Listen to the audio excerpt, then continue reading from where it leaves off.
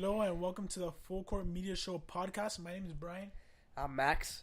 And we're going to start by talking, we're going to talk some basketball. We're going to talk about DWade first. He passed Michael Jordan for all-time leader in blocks for guards. DWade's he's had a big week this week. Yeah, he had 1,052 blocks when he blocked some random against the Hawks. How do you feel about that? That was great. I've always considered him the greatest shot blocking guard of all time. Obviously, he needed to pass Michael Jordan. He's still about like 18 blocks away from the regular season record, but at the end of the day, he has more in total. So yeah, I mean that's pretty cool, especially in your last season to pass like one of the greatest players of all time, a 16-year vet. Can we talk about? Can we also talk about another big thing that DWade did? Obviously, had the NBA world shook, the sports world shook. Everyone was talking about this. Well, when he had the game winner against the Warriors. Game winner against the Warriors. Was that the luckiest shot I've ever seen in my life? But that was great. That was great for him to do that. His last season in Miami to get back on the defending champs. His last game against the defending champs, one of the greatest basketball teams ever assembled. And also, people are saying like, it shouldn't. That's a lucky shot. It was an ugly shot. At the end of the day, he still hit that. DWade is clutch. Always has been, always will be. Damn, what type of bum said that? I heard it. I saw like some guy. I'm not gonna name accounts because the guy might give us a shout out later. And he was like, oh, is DWade? Can we like celebrate DWade's shot, or is it too ugly to be celebrated? I was like, what? What? It went in. Yeah, it went in. They won the game. Yeah, like. Nah, but I like how he went up on the thing. He got to say, like, this is my house one more time, his last season. Yeah. And if you guys haven't seen it, go on the Full Court Media Show Instagram. We have some good angles. But the energy in that stadium must have been insane, like, to be able to witness that. All right, you ready to move on? Yes. Next, we're going to be talking about, this is probably going to be a long discussion that people are going to be talking about for years to come. Luka Doncic versus Trae Young. Obviously, they were traded for each other on draft night. You want to start it off or? Nah, you go. Well, honestly, in the beginning of the season, Luka came in starting, he started lights out. He came in on all cylinders. Everyone thought that he's a guaranteed Rookie of the Year. In my opinion, I still think he's a Rookie of the Year right now. But Trae Young, the last couple of games, has put up a resume and has closed that gap. Yeah. The Hawks picked up Luka Doncic with the third pick in the draft, and then they traded him for Trae Young and another second. And I mean, Trae Young was drafted 5th overall. Yeah, by the Mavericks. But Trae Young has had a great season. You just can't sleep on him. Luka Doncic has been averaging 21 points per game, 7.2 rebounds, 5.6 assists, 43% from the field, and 35% from the three. But Trae Young has had similar numbers with 18.3 points per game, 3.4 rebounds per game, 7.8 assists per game, 41% and 34% from three. And on top like of that, it's not as far as people think it is. Yeah, and on top of that, what you seen him do in the last 5 or 6 games? He had that 4-game 30-point streak, which is incredible. He had that crazy game against the Bulls that we all witnessed. Yeah, he had 49 points, 16 assists. Yeah, and that game was one of the third highest scoring game of all time. Yeah. And that game was just the highest scoring game since 1983. I think the Bulls won, right? Yeah, the Bulls won. Yeah, Zach LaVine had a great game too with 45 points. A couple games ago, he got robbed. He had 26 points, and the refs kicked him out. He had a technical, and the second technical, they kicked him out of the game for staring down. Who was that? Chris Dunn. Yeah, Chris Dunn. For staring down Chris Dunn. Chris Dunn even admitted, he said that Trae Young didn't say anything. He just stared him down. That was hilarious to me. That was hilarious. I think he got into a little scuffle before. Yeah, no, they did. But still, obviously, he's a rookie. He doesn't have that. He doesn't have that respect by the refs yet. But at the end of the day, you can't. When he's having such a historic streak like that, for rookies, he could have I think he was one of only 3 players, rookies to have 4 straight 30-point games. To take that away from him, it's kind of low. Off of just staring him down. It's basketball, he's competing. He's out there. It's not like he did anything like bad. In my opinion. Something soft like that. Yeah, that was ridiculous. No, but all I'm saying is that the Rookie of the Year, the race, is not as far as people think it is. People think it's because Luka Doncic is a great rookie, but so has Trae Young, and they got traded for each other. So this is going to be a debate for years to come. Yeah, and Luka Doncic, he had like an amazing first half, but you can't I think people overlook Trae Young because of how great that first half Luka had. Trae Young's half wasn't bad; it was really good, and then what he's just been doing in the second half of the season just incredible. Yeah, he's doing it off points and assists. Luka's getting a lot of rebounds too, so they're both very versatile, good players. And even from the beginning, these are two guys that when you look at the draft class of 2018, people were always going to compare. These two guys were always going to be the center, and I think for the rest of their careers, they're going to be compared to each other. And I think I honestly I can't tell you who's going to be the better player. Obviously in the beginning it looked like Luka was going to be the better player, but Trae Young's ceiling looks like he doesn't have a ceiling. It looks incredible. Both of them have incredible futures ahead of them. Yeah, I mean, I still think Luka is gonna have a better career. I think he'll have a better scoring, scoring title. He'll get some chips. I mean, I think Trae could get a scoring title too. Yeah, but overall, Luka's better. Yeah, Luka's better overall, but the tear that Trae Young's been going on, it's insane. He can pass, he can shoot the ball obviously from far, career range. One of the only players I've ever seen do that. And I think, Atlanta, I think that he might have, Luka might have more success because Dallas right now is currently built, to be able to compete in the future, maybe even, next year. They were competing up until, a few, 20 games ago. Yeah, but both teams have great duos. The Dallas Mavericks have Kristaps Porzingis and Luka Doncic for years to come, and the Hawks have John Collins and Trae Young. Yeah, and John Collins is playing amazing, too. He's playing... he's averaging 19 and 10 or something like that. But I think Atlanta needs one more piece, and they're gonna get him in the draft. Obviously, they're gonna have a lottery pick, top 6 maybe. So for the future, I think they should get a small forward, maybe a center, to complement both of them. Yeah, but if you get Zion, you get Zion. Yeah, for sure. I think they can get RJ. I think RJ will be a nice fit. I think RJ's a scorer, but. Atlanta needs as many weapons as possible because right now, they're losing a lot of games. They have I don't think they have more than 15 wins. Something stupid like that. Yeah, they haven't done good in a while since they had that season with Paul Millsap. 2015. Yeah, Jeff Teague. Kyle Korver. Damari Carroll. Al Horford. They had 4 All-Stars that year. Your boy Al Horford. Nah. If you watch... if you listen to J. Cole, it's like you watch Al Horford highlights. Yeah, shout out to Jose. That's the only time we've said that ever. You want to move on? Yeah. All right, here's a big debate that's going on right now. Coming into the season, this wasn't a debate, but it's formed into debate. Right now, people are debating over who's the best. No. And right now, it's not a debate either. It's not a debate either. But there are 2 games behind each other. But the debate is who's the best team in LA right now. For sure, the LA Clippers. Right now, I'm taking the Clippers for sure. Well, when wouldn't you take the Clippers? They have an amazing future ahead of them with Landry Shamet, Joaka Zubac, Montrezl Harrell, Lou Williams. I'm gonna be taking them for a while, unless the Lakers, pick up someone in the offseason. Yeah, the Lakers, we're assuming is gonna get someone this offseason. LeBron is,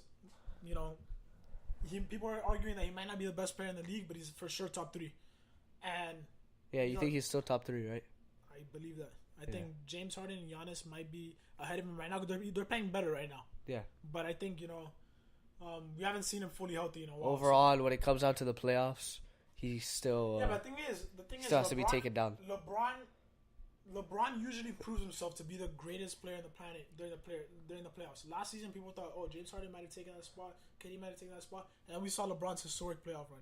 Yeah, when he had 50 points against the Warriors in Game 1, too. And if LeBron doesn't get to the playoffs, what's stopping people from picking someone else? But the debate right now, the Clippers versus Lakers, they're both great teams. Nah, I think the Clippers are just a hungry team right now. They with are. Montrezl Harrell, Lou Williams. Landry Shamet was a great piece to them. I love that team. I really do. They just fight hard. Patrick Beverly. Yeah, they're one of those teams that don't have a superstar, but they still like know how to work around it. Like, that's what the Heat were supposed to be, but they're not because they never get past the first round. But I wanted the Clippers to keep Tobias. I really liked Tobias there. Obviously that's not the case anymore. But Landry Shamet. No, but I like that deal because it really show what they're gonna be in the future. A young team that they're gonna build around right now.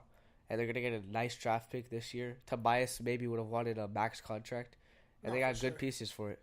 And on top of that, not only do they have some pretty solid pieces. On top of that, they have 2 max spots. For the future, both teams for the future it's still going to be the debate. Unless, we're going to see this offseason if it turns into a debate or not. Because if the Clippers get a guy and the Lakers don't, then we know who's a better team. No, I say the Clippers for sure get a max contract player this year. You think so? And I say the Lakers will get a star. Not a max contract player, but they'll get a star. Like, say, Klay Thompson. Yeah, but he's going to get a max. Not a huge max, though. I would love for Bradley Beal to go to the Lakers. Yeah, me too. But he's not going to be a... Yeah, he's not going to be a free agent. They're not going to trade him. They didn't trade for Anthony Davis. They're not going to trade. But, yeah, the younger core that I think is better, I'll still take the Lakers just because, they have what? All right, they have 2 top 2 picks in the draft, like on the roster, 3 including LeBron. They have Kuzma, who, he's Kuzma. He was like the biggest step up from last year's draft. They don't really have that many young guys, but that core is nice. Brandon Ingram, Lonzo, Kuzma. I really like that core. Josh Hart. Even though Josh Hart hasn't been playing that well, he's been injured. But the Clippers, I think for now, for sure, are the better team. They're in the playoffs right now. What are they, the 8th seed? There's something like that. Yeah, the Clippers right now are the 7th seed, sitting at 37 and 29. And the Clippers, when they had Tobias Harris and Boban, they were top 3. The Lakers are... They were top 3 for a while. The Lakers are 6 games behind. Yeah, the Lakers are 6 games behind, sitting at 30 wins and 34 losses. And... I honestly don't see him in the playoffs. I don't either. Which is sad because LeBron has had, I think, 8 straight finals appearances. But it's just, he's getting old. Injuries are catching up. And he has to take a young team to the playoffs. This team they've been so beat up this year. Like, if I have something to blame, there's people blaming LeBron. In my opinion, I wouldn't do that. Like, I remember, a few times today in school. No, but you can't really blame LeBron because when they had LeBron, they were 4th seed. Yeah, and today I was talking to a few guys in my school today, in my 6th period or whatever. We were talking about basketball or whatever. There are a few Laker fans, and some of them, they were blaming LeBron. I'm like, dude, you can't blame LeBron. They were like, oh, how do you lose to the Suns, whatever. Yeah, Lonzo's been injured. Rondo has been injured. JaVale has been injured. And LeBron has been injured, and he's never injured. He always needs to help his team out. And so they're making the argument. They're like, oh, they lost against the Suns. Jordan wouldn't do that. He only had 26 points. Look, he had 26 points, but he has 16 assists. You can't take that away from him, There's people that are actually trying to discredit that. He's a pass-first player. He has 16 assists, 26 points, 9 rebounds, I think. Yeah, but Jordan also had 37, 39 win seasons. He had in 1986, he had a 30 and 55 win season, and people don't realize that LeBron can have one of those too. Yeah, but right now it seems like the Jordan LeBron debate is separated by a lot, but just because people live in the now, But when you look at the larger scale of things, it's not as far. There's people saying, oh, the gap is just opening a lot, and I think that sometimes, but no, I honestly don't think so because overall Jordan has had worse records. In 1985, he had 39. He was 39 and 47. 1986, he was 30 and 55. 87, he was 40 and 45. And 2002 and 2003, which he was old and age was catching up to him. Right now, he was 37 and 45. And that was his 15th season. LeBron's in his 16th season. Exactly. His body is taking away a tear, whatever. And LeBron's never had a team this young that he has to be patient with. Yeah, he has to completely carry. Yeah. But I don't think this ruins his legacy at all. He's been to 8 straight finals. He's been to 13 straight playoffs. I have to fact check that. But he's been to 13, 14 straight playoff games. Playoffs in a row. you can't take that away from him just because he's having one bad season. It's not even that bad. He's averaging like 27, 9 and 9. You know, not 9 and 9. That's ridiculous. He's having like 27, like 6 and 9, something like that, or 6 and 6, which isn't bad. You want to move on to the questions? Yeah, let's move on and answer the questions from the fans. The first question is, should Zion sit the rest of the year? No, because I mean, in the beginning I thought that because I thought it was a severe injury, but he's day to day. I think he's gonna come back. Yeah, I mean he's already missed 5 games. Yeah, but I think he's gonna come back March Madness. You know, he might come back in the next game. Who knows? He said he wants to play. Obviously, I'm assuming Duke wants him to play. The only people that don't want him to play are reporters who don't play the game. No, the only people that don't want him to play are the Knicks, the Hawks, the Lakers. Yeah, but I mean, I don't think he should sit out, but I don't think it would be crazy if he did. Because right now he's the first overall pick. And first overall picks get a lot more money than everyone else. Yeah, but and they get to a better think team. Think about it. What would you rather draft? Who do you think is likely to draft first overall, right? If a guy gets injured and then you see him play again because you see like if he's progressed or regress, or if a guy gets injured and you don't see him again, you have no idea how he plays. You could still see him after, just like Nick Bosa. Yeah, but football's different. Football's different. It doesn't matter. No, because football has... And Nick Bosa's still a top 3 pick. Yeah, but football has the draft combine, and Nick Bosa is going to the draft combine. Zion doesn't really have a... I mean, the NBA has a combine, but that combine is a joke. The combine in the NBA is a joke. Nobody watches that. And I watch it. You watch the combine? Yes. I watch the NFL combine. I've never watched it. I watched it like once, maybe. You can see how the players play against each other and what they do. Nah, I don't know. And you can see the randoms, who they are. Yeah, but they're going to be... Nah, I don't think... I think Zion should play. I really do. You know, if you're really a competitor, you go out there and play. You're playing basketball. At the end of the day, you're playing basketball because you love the sport. All right, the next question is, who are the top 3 MVP candidates right now? I think it's pretty obvious. I think at 1... Let's just say this. I want to say James I Harden. said Giannis from the start of the season, and I still think it's Giannis. Yeah, I think Giannis is at number 1 right now. I think James is at 3, and I think Paul George is at 2, to be honest. Oh, really? Yeah, Is it because of his record, or is it because of his efficiency? No, Paul George is playing defense. Paul George might win. He has the best chance to win MVP, Defensive Player of the Year, maybe and most improved. It's insane. Yeah, but you can't take out the fact that Giannis is taking his team to the first and best record in the NBA in the Eastern Conference, and he has a better record than the Warriors with 5 All-Stars. He has a better record than the Nuggets, the Raptors. Taking a young team with starters like Malcolm Brogdon. With the same concept, you could have it with James Harden. James Harden, he missed CP3 for 20 games, King Capella for 14 games, and what he did, he put up amazing numbers. He had an amazing 30-point streak that the only person when you're in the same kind of when you're in the same discussion as Will Chamberlain for a scoring record, then I mean when you're scoring and not getting anywhere, it's not that big a deal. Just like what Devin Booker does with the Suns. What do you mean? He's scoring. He's getting 32 points that night, maybe 4 assists. Do you remember in the beginning of the season? The beginning of the season, the Rockets had the 3rd worst record in the West. They're the 5th seed right now. They're in the 5th seed. Yes. So, you can't deny that. You can't say... Obviously, 2 out of those 3 guys are carrying. But I think James Harden is carrying the most. No, but I for sure think James Harden is 3rd. Just because of Paul George's and Giannis' standings and what they've been able to do on both ends of the floor. They've been playing amazing. It really hurts me to say that James Harden is 3rd because James Harden is having an incredible year. You know, I can't, you can't deny that. Next question. Who will win the Eastern Conference? That's a hard one. No, that's not a hard one. It's the Milwaukee Bucks. What? I'm just kidding. The Raptors, right? If you think it's the Bucks, bro, you haven't watched the Bucks team because they're too young right now. They don't have a pure center. They're gonna get beat. They're gonna get beat in. Brook Lopez. They're gonna get beat in 6 games by the Bucks.